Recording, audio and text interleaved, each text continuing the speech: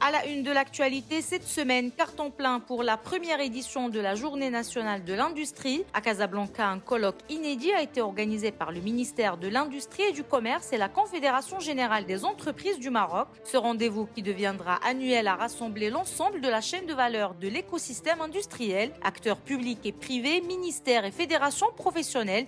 Ils étaient tous présents autour d'une seule volonté: développer l'industrie nationale. Les travaux de cette journée se sont ouverts par une lettre royale. Dans ce message, le souverain a dévoilé une feuille de route portée vers et par la notion de la souveraineté industrielle, une industrie qui intègre également de nouvelles activités et offre plus d'opportunités d'emploi. اليوم سيدنا بالرسالة الملكية السامية اللي شرفنا بها أعطى انطلاقة لجيل جديد للصناعة المغربية، وحدد الرهانات والأولويات، وجعل السيادة الصناعية كوسيلة وهدف، والأولوية من هذه السياسات الصناعية هي خلق مناصب شغل قارة للشباب.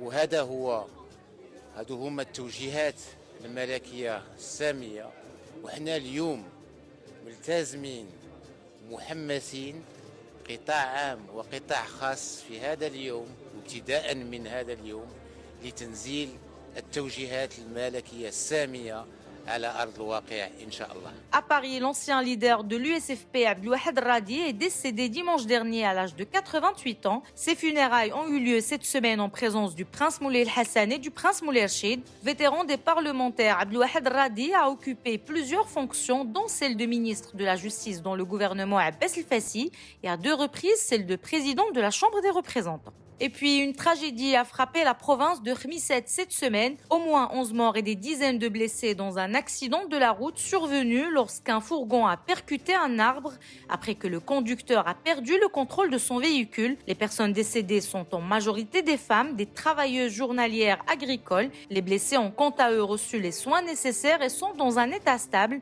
Une enquête a été d'ailleurs ouverte par les autorités compétentes pour déterminer les circonstances de cet accident.